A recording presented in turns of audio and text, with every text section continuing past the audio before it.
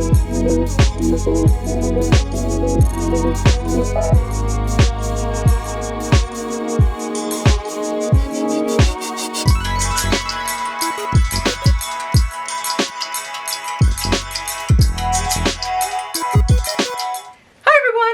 to the Jada and Stitches show, and welcome to May. May is my favorite month of the year. It means it's time for the 5th calendar unblanket of the year. If you're new to the calendar unblanket project, welcome. What's an unblanket? It is 12 rectangular pieces that can function as an interchangeable wall hanging display, or you can stitch them all together into a big blanket at the end of the year. It's entirely up to you. And what goes on your unblanket? Well, what do the individual months mean to you? May is very special to me for a number of reasons, so if you'll indulge me, May is when spring finally arrives here where we live. It's a long haul getting through the winter, but when spring finally arrives, it's absolutely glorious. And I really wanted to capture that in this month's calendar unblanket. So what have I got here?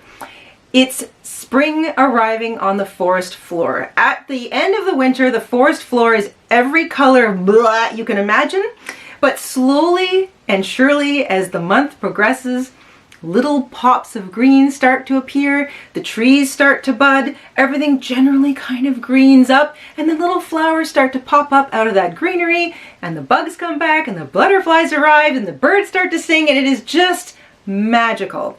So for this month's calendar unblanket, I used the magic ball effect for the background. And if you have the unblanket pattern available in our Etsy shop, the magical ball method is included in that. I'll explain it briefly in the tutorial. I wanted to knot together as many colors as I could think of because I was trying to capture that post-winter forest floor. Then I went and started to add the greenery and the little bits of flower. Earlier this week on our live stream, also linked in description box, we did a bunch of flowers. We had fun with the existing flower patterns that we have, and we talked about ways you can tweak the flowers to make them look like different flowers, especially to emulate what's sort of in your neck of the woods if you wanted to add flowers. So we had fun with that, and today I made a tree stump. Because there's a lot of tree stumps in the woods, so I'm going to show you how I did that. And also we're going to make random greenery. This is a fun way to add a lot of organic green texture to a piece. You can use this kind of method in a whole bunch of different projects. And I'm going to tell you how the easiest way to stitch them all down is, best way to add your flowers to it, and of course, I realized I needed a butterfly. Link to that tutorial in the description box down below as well. In fact, you're going to see a lot of things in the description box, specific tutorials, there's a playlist for the flowers, on and on and on, including our January canvas. So if you're new to making the canvases, we've got you covered. How to do it all is either in today's video or in the description box down below. So without further ado, let's grab our hooks, grab our yarn. We'll head on over to the craft table and we will start stitching up some May magic together.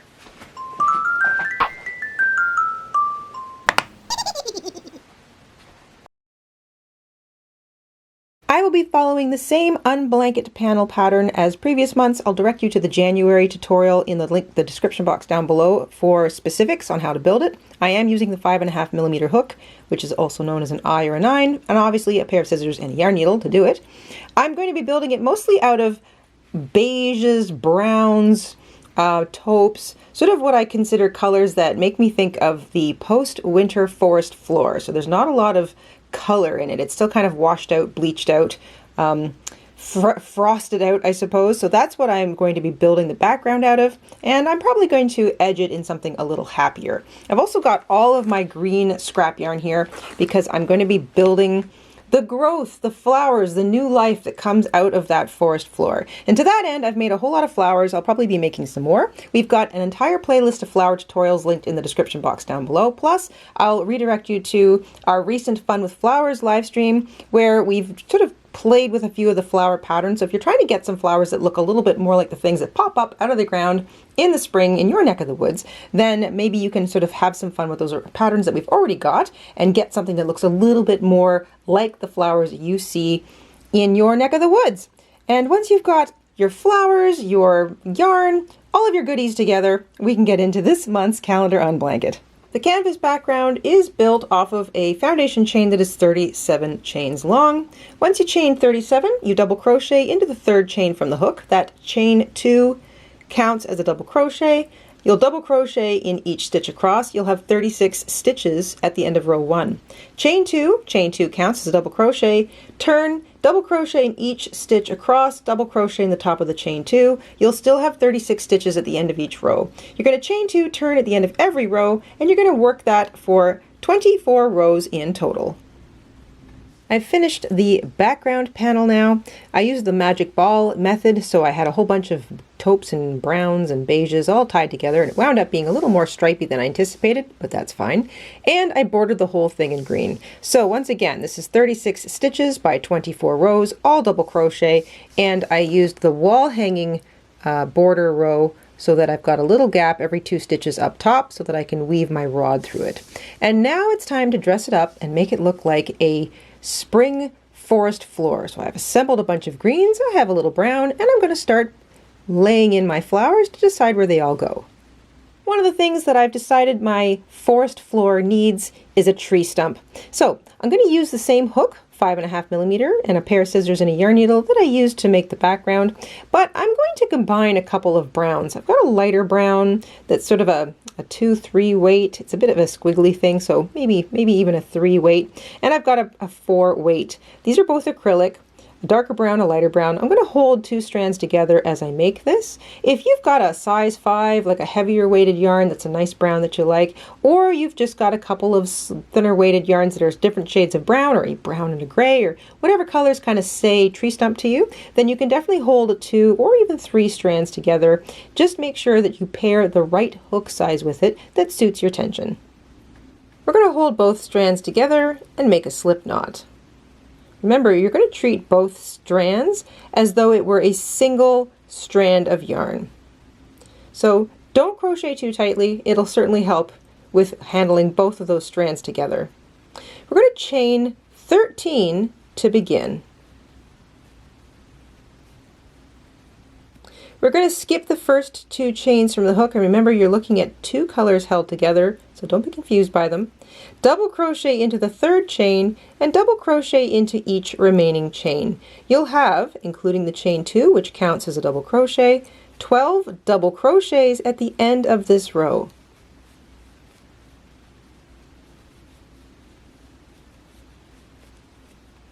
At the end of row 1, which is actually going to be the top of our tree stump, you'll have 12 stitches, and that includes the chain 2. Chain 2, turn. Remember that the first stitch is using the chain 2, so you don't double crochet into the first stitch, you double crochet into the next stitch instead. Double crochet into each stitch across, you'll still have 12 stitches at the end of row 2. Remember to double crochet into the top of what was the chain 2 of the previous row, because that counts as a double crochet. Chain 2, turn, and do the same thing. Double crochet in the next stitch, double crochet in each stitch all the way across, including that chain 2, and you'll have 12 stitches at the end of row 3 as well.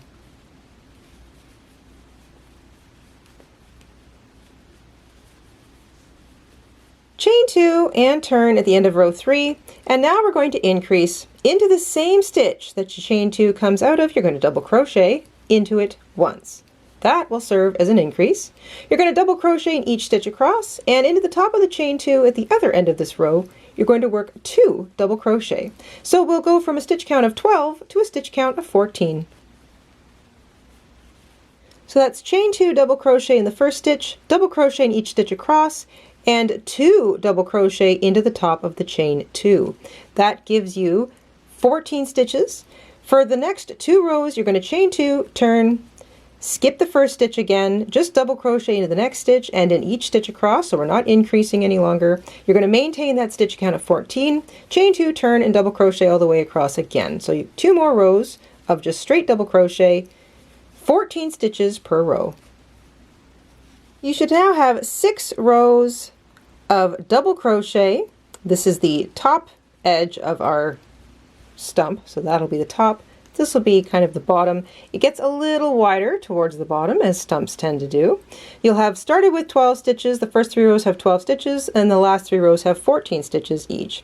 Now, one of the things that makes a stump look like a stump is that it's got sort of bits of its roots, often still exposed, kind of popping out the sides and maybe even out the front. So now we're going to add some roots, just short ones, to our stump. We're going to chain 10 to begin. Once you have 10 chains, you're going to skip the first chain from the hook and slip stitch into the second chain. Single crochet into the next 2 chains, and you can be a little loose here. You want to make sure that you're not accidentally only getting one strand. You want to make sure you're still getting both strands. Half double crochet into each of the next 2 chains. Double crochet into each of the next 3 chains.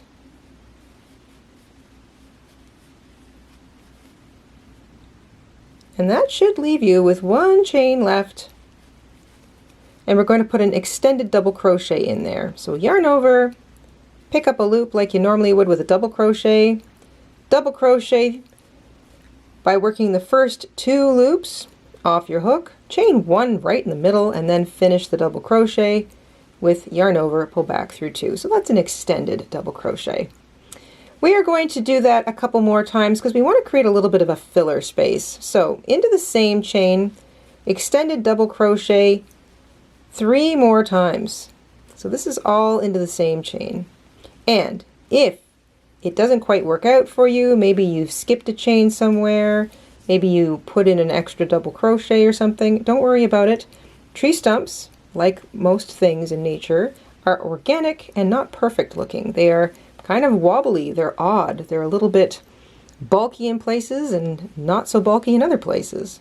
Skip 3 stitches along the bottom of your trunk and slip stitch into the next stitch. So this is just going to be how we attach that first root. So now you can sort of see here's our trunk and here's our root. That's the first root sticking out the side. And we're going to go ahead and add another little one and another little one off the side. They're going to be different sizes and slightly different shapes though, because we want to keep that organic kind of rotting trunk look. Now we're going to build sort of a slightly shorter one in the middle. So we're going to slip stitch into the next stitch along what was row 6 of the bottom of our trunk. We're going to chain 5.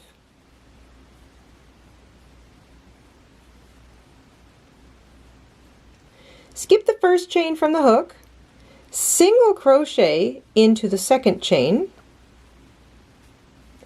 half double crochet into the next chain, double crochet into the next chain, and extended double crochet into the last chain.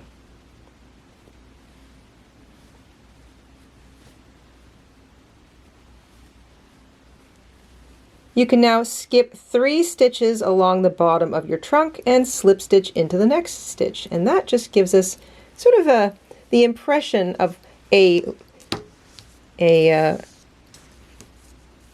root at the very front of our trunk. So it looks like it's kind of diving into the earth. And now we're going to do another one out the other side.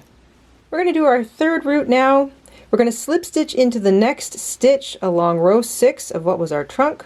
And that will leave us with 4 stitches, 1, 2, 3, and the top of the chain 2.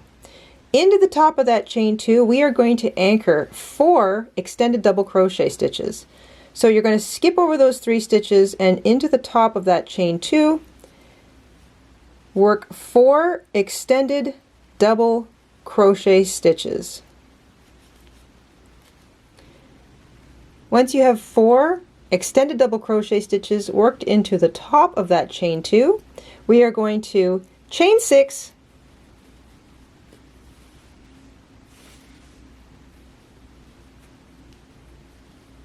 and make a slightly shorter version of the root on the other side.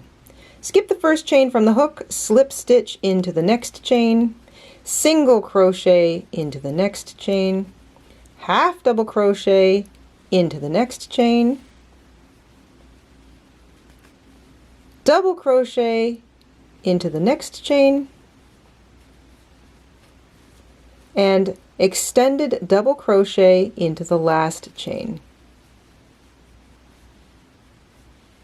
And from here you're going to anchor that in the top of the chain 2 that you anchored all of those extended double crochets in. Just ram your hook in there any old way you can and slip stitch to join. And that is the second route out the other side. Leave yourself a long tail. You can use both yarns if you're using multiple yarns, and I think I will, just so I can continue with this kind of gnarly look up the side and around the edge of my trunk. Or you can just leave one tail. Of course, if you're only using one thread throughout, then you only need to leave the one tail. What you want to do is leave enough tail that you can sew all the way around your entire trunk. So I like to sort of drape my yarn around the trunk loosely and do that at least 3 times. And that should give me enough sewing yarn to work my way all the way around.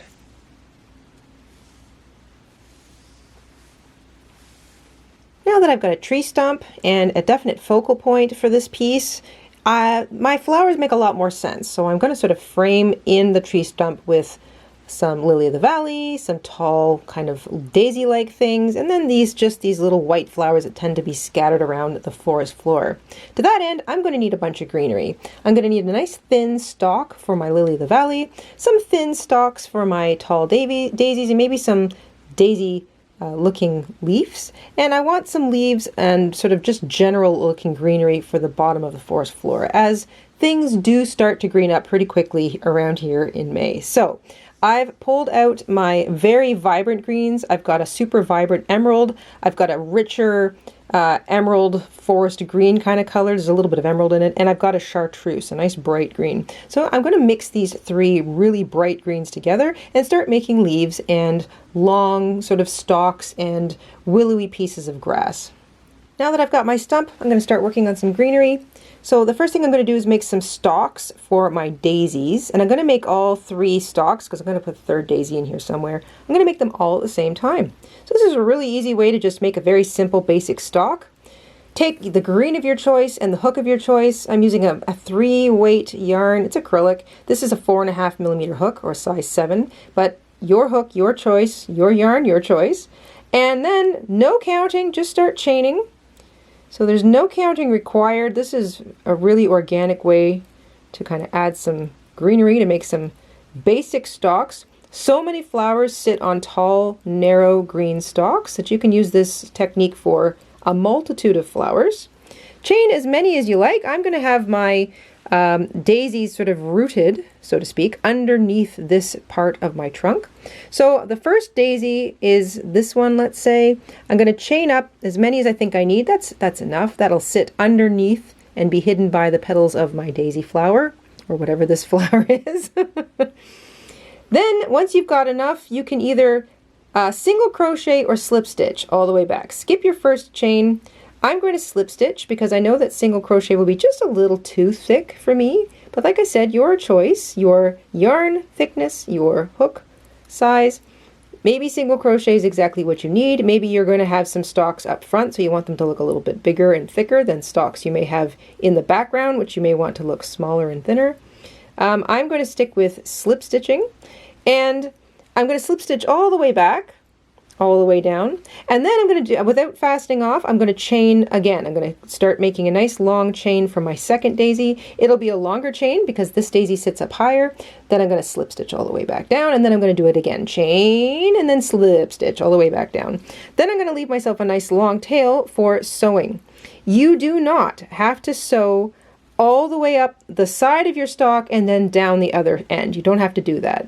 You can just sew right through the middle of it, or pick up one side and like one loop on this side and then one loop on the other side. You don't have to be exacting when you sew down these stalks because they're very sort of thin and they're really not going to catch on anything.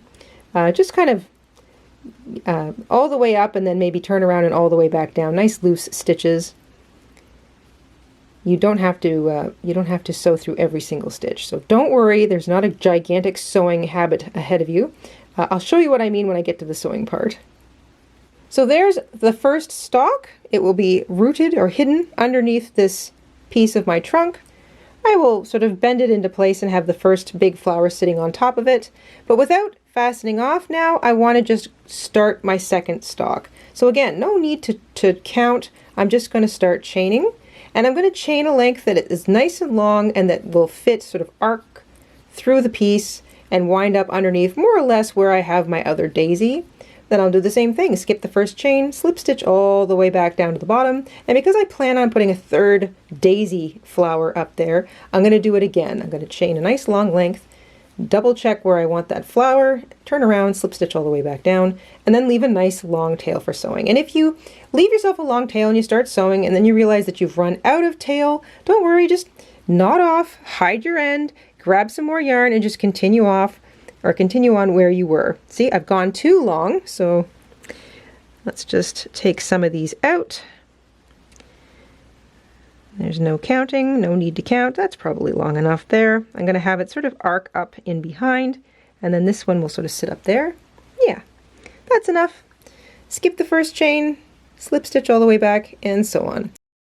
So here are the 3 stalks for my daisy flowers. They're all slightly different lengths, and they're all anchored in the same chain at the bottom. So that's a nice way to make stalks for a grouping of flowers. I've left a long tail, which is roughly double the length of each one. So I took the length of each stalk and I doubled it. So I did the length of each stalk twice, and that was for all 3 of them. So I've got a nice long tail for sewing, and I can lay that down now kind of where I want it to be. I can cross these. Remember that it's a good idea to kind of create movement and interest when you're laying down your appliques. I really like that already. I'm going to have it sort of hidden underneath the trunk, and I might have one sort of in front of the trunk to kind of give the idea that these flowers are sort of right there with the trunk as opposed to in the background somewhere. And then I'm going to do something similar for my Lily of the Valley, which I'm going to have kind of rooted over here. So I'm going to go ahead and chain a nice long length to start that stalk too. I've begun chaining a really long length for my Lily of the Valley. Now Lily of the Valley, I've got a little picture actually that I'm going to put right here, has a long narrow stem and then several little tiny stems that fall off of it, and each of those little inverted cup-shaped flowers are all attached to the bottom of one of those sweet little thin stems. So I'm going to build the whole thing at once. I've chained a long length for the main stem. I'm going to start slip stitching. I'm going to chain 1 for a good measure, slip stitching into the first 4 or 5, and this will be the first little part of the stalk that bends over and houses one of my little flowers. I think I'm actually going to slip stitch a few more. It's about 7. So that will be the first one hanging off of there.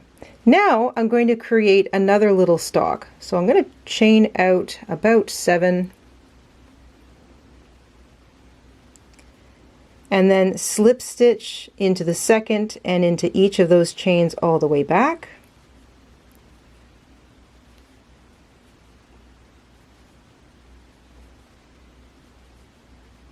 And then right back into the same chain I left from. And now that is a new little stalk. So I've got 1 to hang up there, and maybe 1 to sit right here. And I want to group these all relatively close together because they all hang in relatively close proximity to each other. So I may only slip stitch into the main stalk 1 or 2 more times before I do it again. And I don't always have to chain 7. I can chain a longer amount if I want. Maybe 8 or 9. And same thing. Skip the first chain from the hook, slip stitch all the way back, and then continue all the way down. So I have 7 little inverted cup-like flowers for my Lily of the Valley. So I'm going to have at least 7 little miniature stalk parts hanging off of this main stalk onto which I can hang one of my little bucket flowers. You always root that last little piece back in the same place that it left. And if you want them all relatively close to the top of your stalk, then I would recommend only slip stitching into 1 or 2 stitches along the main stalk before you start your next little miniature stalk piece for the next flower. And that way you can get them all kind of mostly at the top, but they are kind of all the way down the stalk. If you look at that picture, you'll see that there's some stalk and then there's quite a long sort of a long part of the flower that is just constantly branching out into new little stalks for each of those little flowers. So once again, this is a very organic shape. There's no real counting required. You just sort of use the number of chains that looks right for the space that you're filling. Once you get all the way back down to the bottom, slip stitch, slip stitch, slip stitch. Leave yourself a really long tail because you'll be sewing down, not through every single stitch, but mostly just tacking down kind of through the centers. It's not going to be very difficult sewing. So there's my long lily of the valley stem with all of the little droopy lily of the valley mini stems that kind of float off of it. And I can have them kind of bending any which way I want. Most importantly, I want them to kind of look like they're all drooping.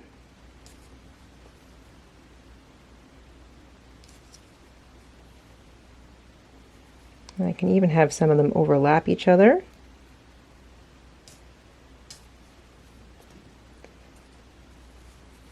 When it comes to sewing, you're going to sew down the stalks first because you always put your flowers on top of the stalks. And of course I can bend it a little bit more. I'll probably have it bending into the mise-en-scène a little bit more than it already is. But that's the general idea. I have a little miniature stalk off the main stalk for each of those little cut flowers to be sewn onto. I want to focus in on the bottom now of this part of the unblanket where I've got my little floor dwelling flowers. These usually sit on flat but maybe longer, or there could be any kind of leaf-like down there. There could be serrated, they could be long, they could be short. So all I want to do is just create some greenery that will blend in underneath these flowers. And again, it doesn't have to be anything specific, but there's a lot to be done with just creating a foundation chain of any length, and then maybe creating some long sort of spear-like pieces. So let's do one of those. I'm going to slip stitch into the second chain from the hook. I did not count, it doesn't really matter. I'm going to slip stitch into the first few chains and then single crochet into the next few chains. These are all about 3 each. And this is how I create a bit of a, maybe the fourth one too. Now I'll start to half double crochet, and I'm going to keep checking to see how thick it gets. I may not want it to be too thick, in which case I'll just half double crochet all the way to the end. You can make these any length you want. You just want to remember that you're always starting with a slip stitch and then a single crochet and then a half double crochet. And if you really want them to keep getting thicker, you can go to double crochet or extended double crochet or treble crochet. But you can make them really, really long and really narrow. You can make them long and really thick. But generally you want to start with slip stitches because most of these spear-like leaves or plant stalks generally are skinny up at the top and get wider towards the bottom. So if you make some of these, you can have them kind of just underneath your flowers, and you can make a whole bunch, and you can do it exactly the same way as we did the daisies. If you've got a bunch of flowers you want to place in one area, there's nothing saying that you can't just have them all grouped together off the same thing. So you don't have to keep breaking your yarn and starting a whole new piece. So I'm going to make one that's just a little bit longer now. Again, I'm not really counting, I'm just sort of eyeballing this because, like the forest floor, everything is very organic.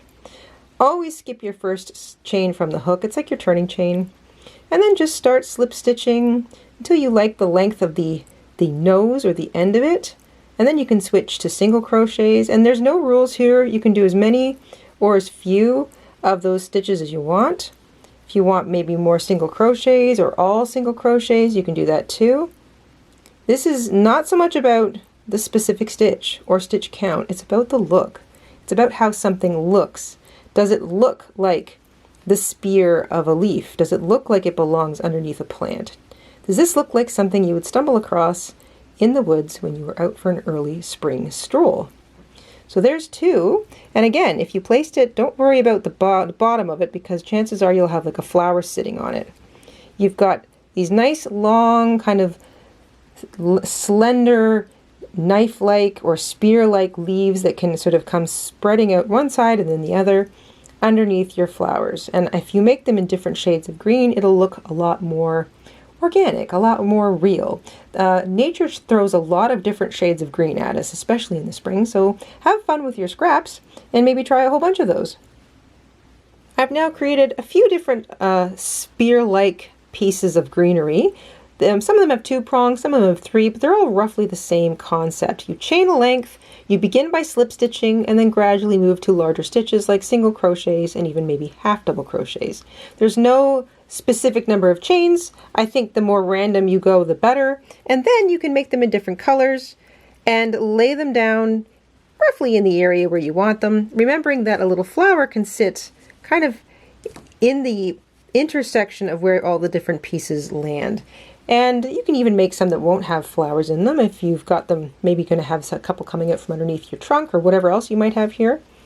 And that's how you can add some really nifty organic looking greenery without actually having to try and create specific leaves or anything really intentional. All those different colors and textures give the idea that those little flowers are sitting on their own leaves and stems, and this greenery is kind of spreading around the forest floor. If you haven't already, start by laying everything out and making sure that it's more or less in the area that you want it. If you've got any spaces, at this point you can decide to add more greenery or more flowers or possibly even an insect or two. Those are definitely something that start to show up in the spring, especially May as well around here. I've got tutorials for some different insect tutorials in the description box down below. I think I might just add in this pretty little butterfly I made, like it's perched on the edge of that stump. But anyway, once you've got it all laid down, you can start by sewing things down. You want to sew the things down that are fully in the background first.